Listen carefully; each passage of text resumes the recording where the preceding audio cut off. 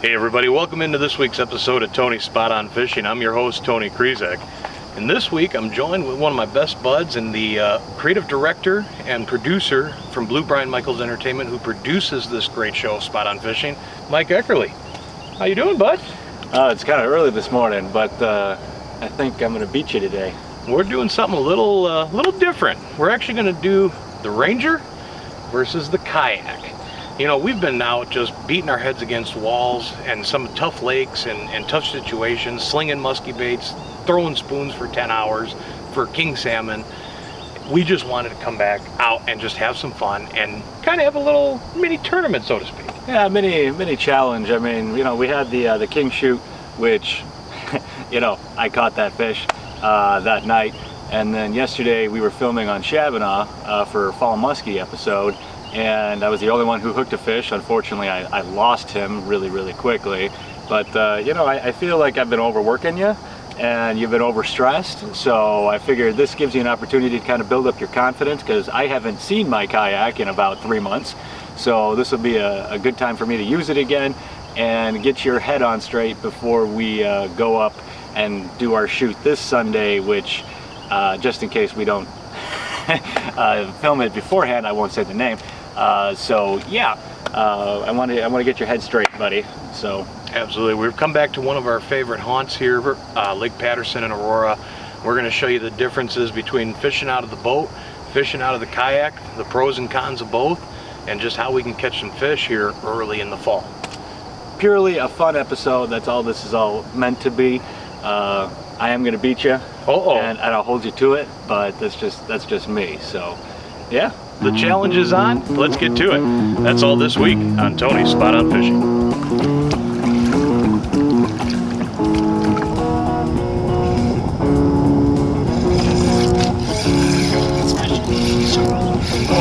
Let's chatterbait. Get out of the way, girl. So now getting the boat ready, you know, anybody who's a boat owner knows the basics of launching a boat. It's not overly hard, but probably more time consuming than what you would go through with your kayak. You know, our back straps come off on the rear deck, and basically that just keeps your boat from bouncing on the trailer. Those come off. Make sure your boat plugs in. As much as I hate to admit it, growing up all my life on boats, being a tournament angler, guiding for how many years, and yes, I have on several occasions forgotten the most important thing of the plug. It is in today, so it'll be trolling motor versus paddles, and whatever wind direction's blowing. Exactly. Now the other thing is, once we get down there, and we'll show you there in a bit, essentially it's a little different launching in situations like this. There's no pier at this particular place, which again benefits you as far as easy access, but so I'm at a disadvantage already. That's right. But that's all right. I'll be fishing before he will be, so you know. Absolutely. Well, let's get the boat and the kayak in the water, and let's get to this. All right.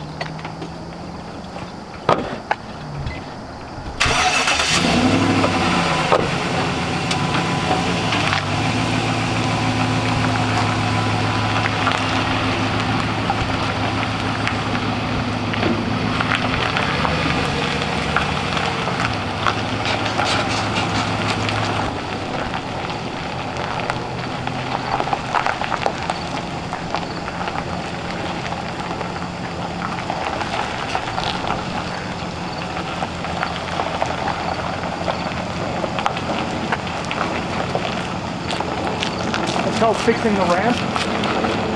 Better than what? There.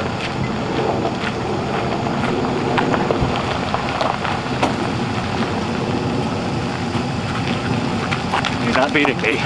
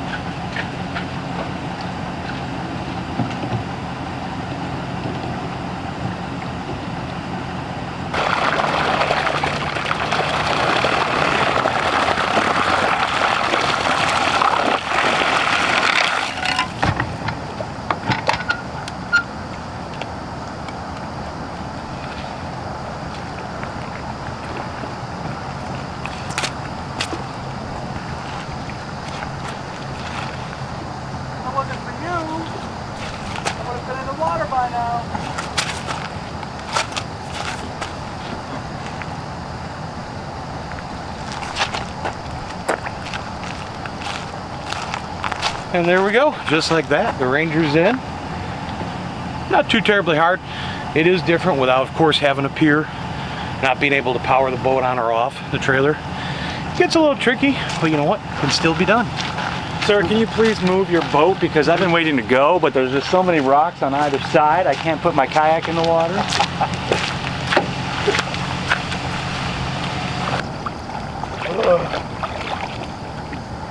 If I drop this, otherwise you won't hear me with my camera.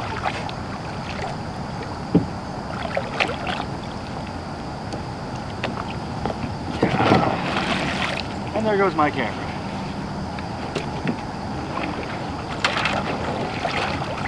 Best of luck.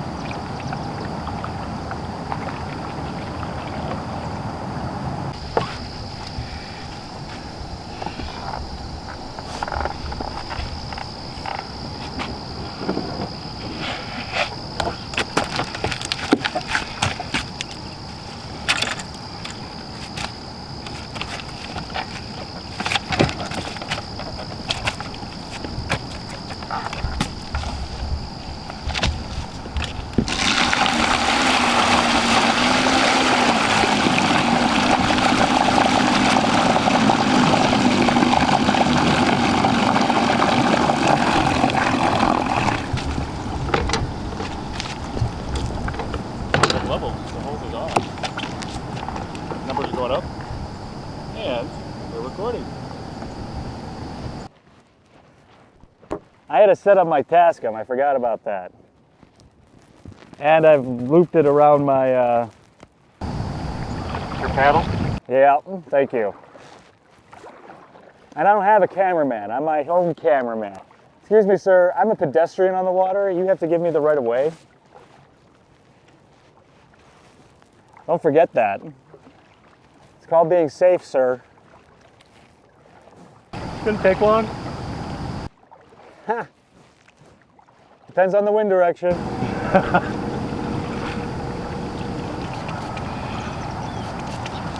Good old KVD line conditioner.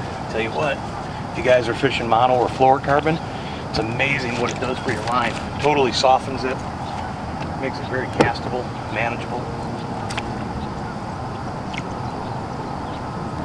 Now, the one major advantage, of course, that I have is being able to run my electric motor. On high, with a 24-volt system, 75 pounds of thrust, I'm able to get about 2.5 miles an hour. Mike is dependent upon solely his paddles, so speed-wise, I can get around little bodies of water a little quicker. It's also going to be easier for me to hold in position on some of these areas, especially if the wind starts blowing.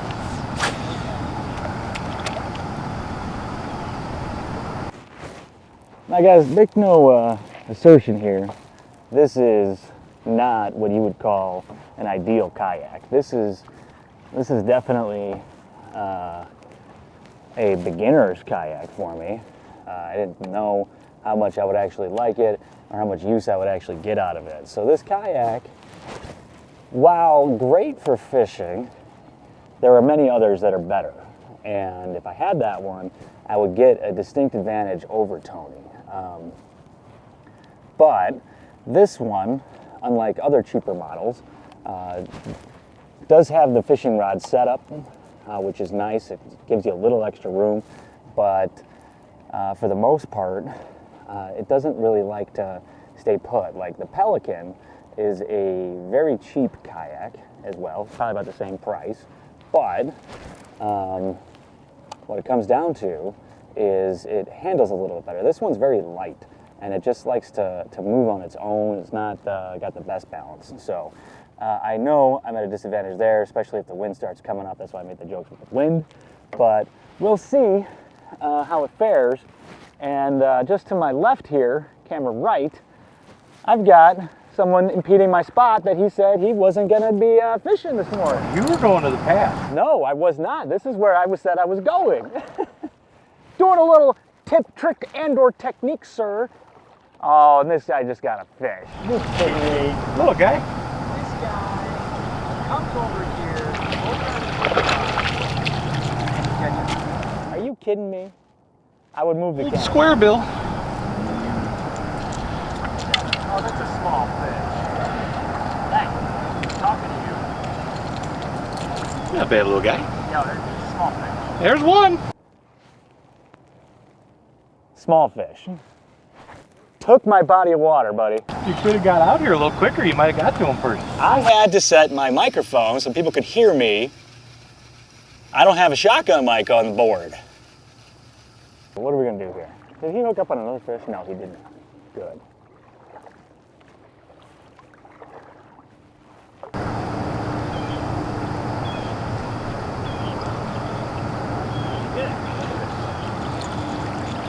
Oh, that's a whole bunch of weeds, sir.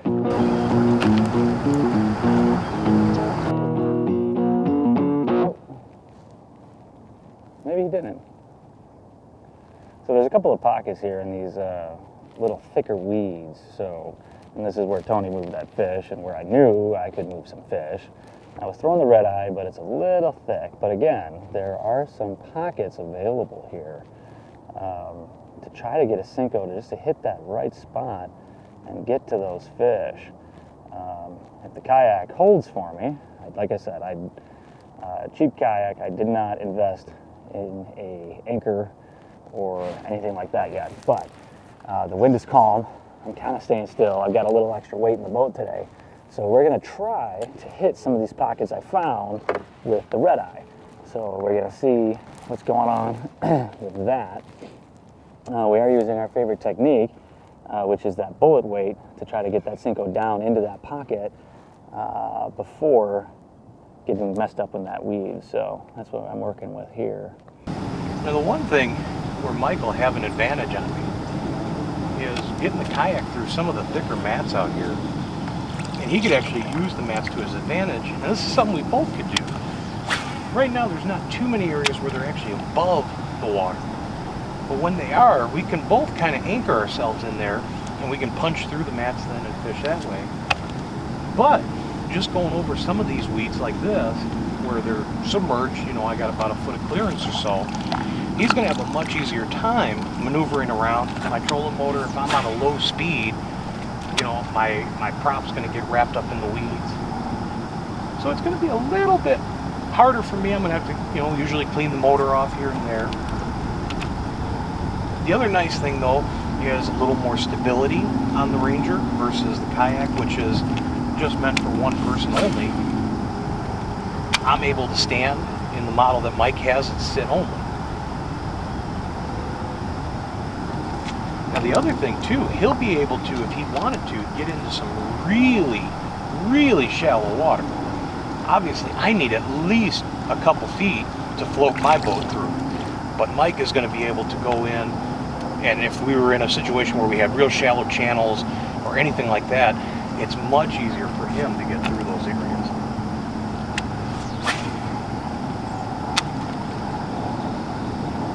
Now if we're in structure and we had to do flipping and pitching, being that I'm able to stand, I'm able to be a slight advantage there.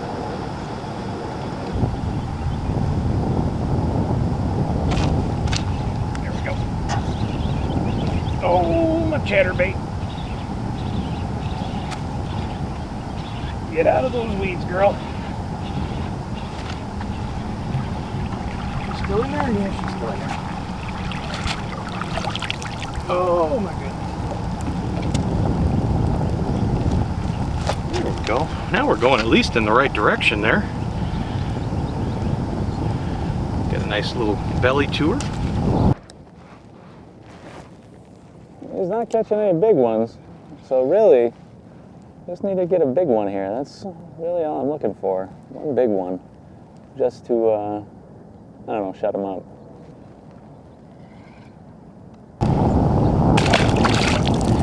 Now what's nice, being in the boat versus the kayak, is the presentations that I'm starting with is something that can be categorized as power fishing. That first little guy was on a square bill crankbait, the next fish on that chatterbait. And power fishing is just that. When you're casting and retrieving constantly, you're not slowing down, finesse fishing them, working plastics. What's nice is I can stand on the trolling motor and keep moving. Now if Mike gets a good breeze, it's able to do the same for him. But it's pretty hard to try to maneuver your paddles and throw at the same time.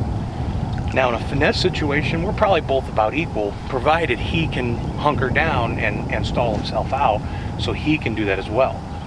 I have the advantage of having a drift sock if the winds pick up very heavily, or I can use the trolling motor to hold myself in place. So again, some disadvantages there to the kayak versus the boat.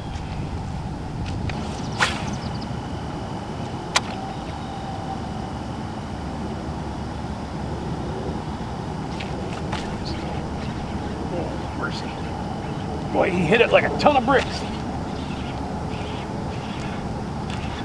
Oh, he's digging into those weeds.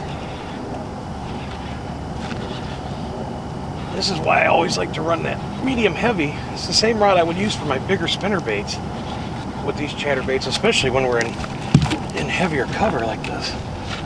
Not a bad guy. He just bogged down in those weeds on me.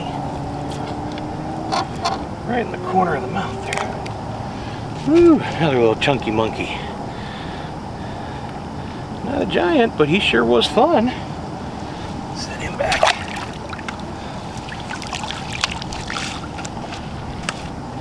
Now when I'm fishing that chatterbait, I like to run braided line. Anytime you have a single hook, like a spinnerbait or a chatterbait, that braided line helps you get better hook sets, keeps that it's better penetration through the fish's mouth, and we can keep them buttoned up pretty well. And especially being in the heavier cover like this, where we have the nice weed flats we're fishing, if I tick a weed of any kind, I can just sit there and rip it and get that thing to blow off those weeds. And a lot of times that's when those fish will strike it. When you hit a weed and pop it and boom, that cloud explodes. A lot of times that's when those fish eat.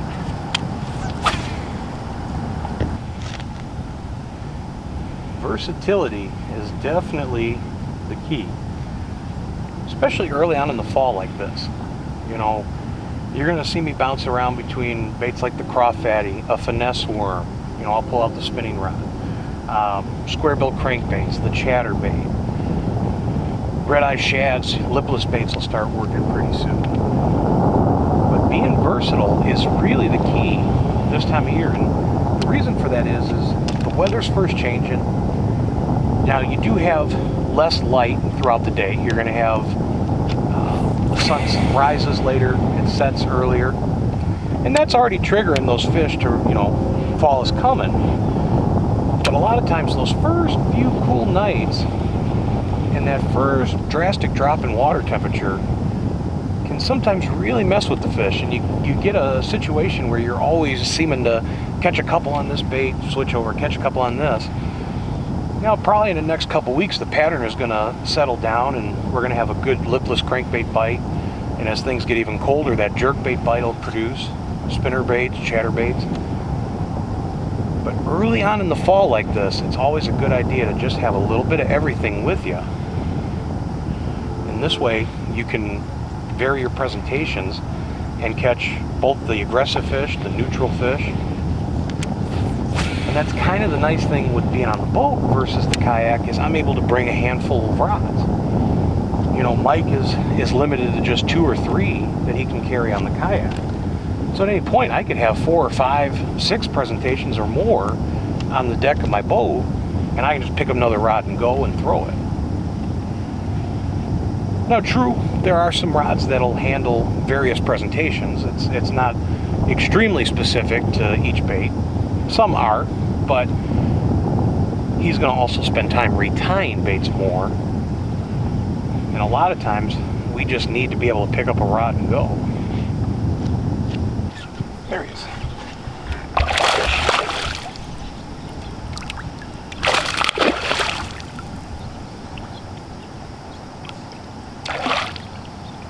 Good old crawfatty, getting it done. Yes, sir. Now we are definitely going the right direction. That's a much better quality fish right there. Pretty colorings too. Set her back down. Well, I believe that's 4. So I wonder how Mike's doing over in the kayak. He's still kind of in that same area that we started in. But we're just bouncing around, covering water, changing up presentations. Got a few fish already on the boat. Well, I'll tell you, after fishing muskies and having some long days and nights downtown fishing the salmon, it is sure fun to just come out and catch some bass and, you know, just rejuvenate you, just being able to come out and just catch fish. And that's what all these little lakes around Chicagoland, you know, not only just Patterson, but Wayland, all these bodies of water, perfect examples. The Rock Run Rookery, you know, where you can throw a kayak in, you can throw a fishing boat in, and just go out and catch some bass. There's largemouth, smallmouth, there's walleyes in some of these lakes, pike even. You can do a little bit of everything, regardless of the boat or kayak, whatever you have. Take advantage of some of these areas and these little lakes. Don't overlook them, because they are a blast. Hopefully this will be thick enough to keep me parked. We'll see. Problem with this is, you know, using the mono to reel in my fish, it's gonna be extra work getting them through these lily pads. But we shall see. It's just a good problem to have at this point. Catch some fish.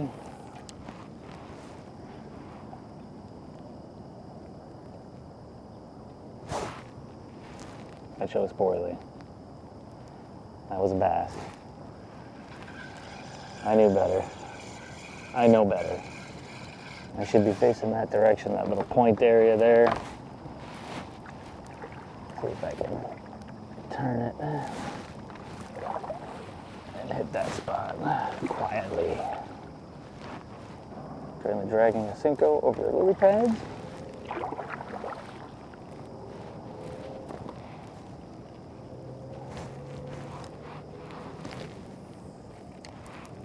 A little too far.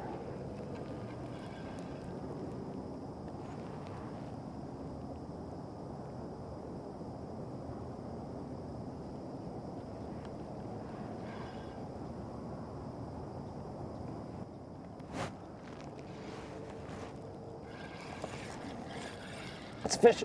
Fish on. Come on, baby. Come on. Oh, he's a leaper and a battler. Come back. Don't do what I just did. Yeah. Now this is a small fish, but at least I didn't get skunked today, and I can say, hey, the Senko, they're eating. Oh, that's good. That is what confidence is all about. That's what confidence is all about. And again, this area here would be a little tougher for him to work with the Ranger. I mean, there's just not, you know, going off of the trolling motor, yeah, he'll cut through, but he's gonna spook a lot of the fish out. So, like I said, I chose one point. I said, all right, I hear some fish activity. We're going to attempt to park, get the kayak to go, and see if I can get a fish to go. And that guy, he crushed it. So, yeah. Let's see if there's a couple more hanging out in this little spot here, and see if we can put a dent on what he's doing here. So, as far as I know, he's got 4. That's another. That's another. Stay button, baby. Come on. Stay out of there. No, no, no, no. Oh, that's a better fish. Oh, that's a better fish. Much better. Come on, baby. Much better. And unfortunately, with the kayak, that's better.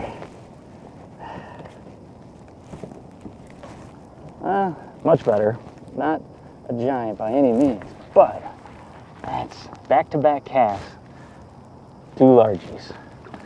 There we go. And unfortunately, I have to re-rig a Senko, and my microphone cable got stuck, but I have to re-rig a Senko and reposition myself. But that's, again, 2 fish back-to-back on a bait that our fearless host says isn't gonna work. So let's reposition ourselves, get a Senko on, and see if we can get any more to go. Now he's fishing in the sunrise right now, and I'm fishing in the dark. So yeah, I'm happy with this little location. In case you did see the Senko that I was throwing, that smoked blue gold, it is absolutely dynamite out here. Absolutely dynamite. Tony, our host, can't fish Senkos without using chartreuse garlicky goodness, as he calls it. No garlicky goodness on this one.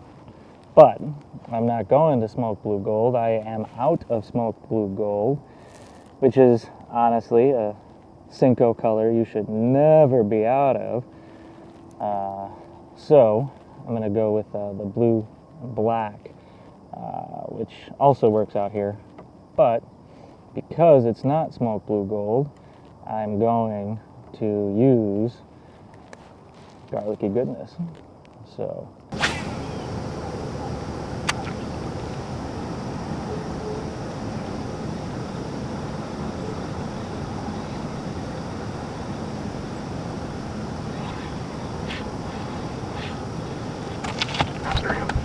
Oh man, yeah, big fish too. That's what I was just talking about with back on the chatterbait. You just pop it off those weeds like that. Oh, and a lot of times that's when you can trigger that strike. She could not resist it. Oh my gosh, this is fun. There we go, number 5 on the board. Boy, that one just tore up my trailer. I have to throw a new trailer on here and get right back to them. Oh, that one just sucked it in. That was probably the least aggressive strike of the morning. Oh, that's a really nice fish too.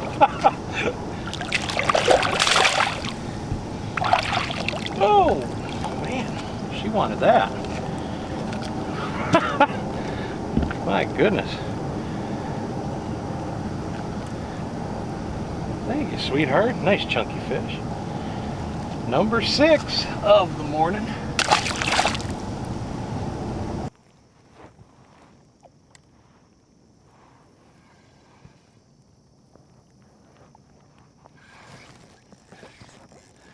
that's a fish. Oh! Oh, that was a good fish.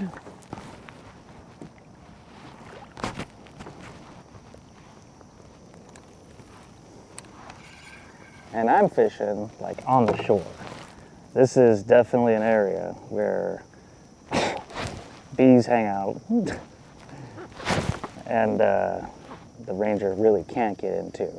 I mean, he probably could, but it's not an area where he wants. So it would be not advisable. Let's see if I can. There we go, little guy. Little guy. Little guy, but they're all fun. Hey, open your mouth.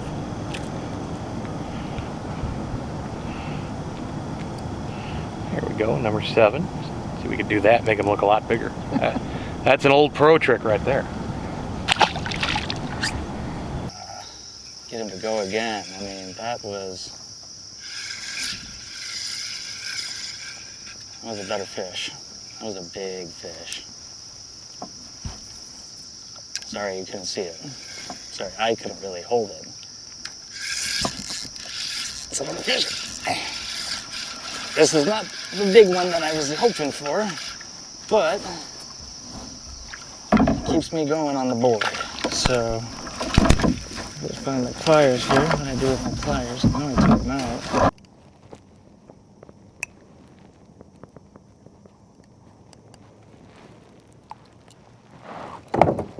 Let's fix the camera.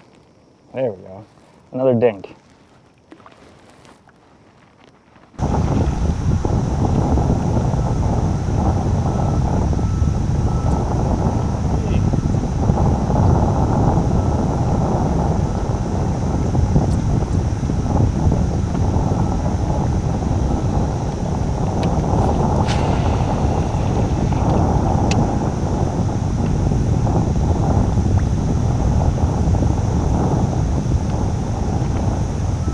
tell you what, ladies and gentlemen, you know, I've never been the biggest supporter of a kayak, let's face it. Anybody who knows me, I'll always talk about the comforts of the boat. You did it. You shed some light on it, man. You were able to go some places I can't, and you're able to be more stealth, especially in the shallow water. Yeah. Even if I could get to it, I'm still not going to be as quiet because I have to cut through weeds with the trolling motor and Making salad, I believe, is what you said. making salad. Yes. You know, so I mean, there's definitely benefits, especially on these smaller waters like this. And this is a great body of water to do it on too. I mean, Patterson is a great kayaking lake. Even if you don't fish, I mean, a lot of people ask where you can go kayaking for great scenery, and Patterson is it. I mean, I had my phone here and my camera died, but there was a beautiful green heron literally 3 feet away from me where I was fishing. So, I mean, just great scenery. And then again, in the spring, when all the lily pads do go away for kayaking purposes anyways, you can see just gorgeous turtles and the little bass and just all in the deep reed area that you can't access anywhere else. So I'll tell you what, you ended up contacting 9 fish, landing 5. I hooked all my 7 bites. I was lucky today, I'm not gonna lie. But you know, much different pattern too. You being in that small water, you're throwing a Senko. You know, majority of my fish, except for one, were all moving bait. yeah. So a little bit of everything can still be done from both of them though. I'll take that as a victory for me then. So 7-5 was the final score. Yeah, you covered a whole lot more water than I did. You got that right. I pretty much circled the lake there on you. And I got a sore butt, so so I think I win. Well, Mike, thanks for being on this side of the camera today. Yeah, absolutely. Certainly appreciate it. Once again, ladies and gentlemen, my name is Tony Krizek. We'll see you next time on Spot On Fishing.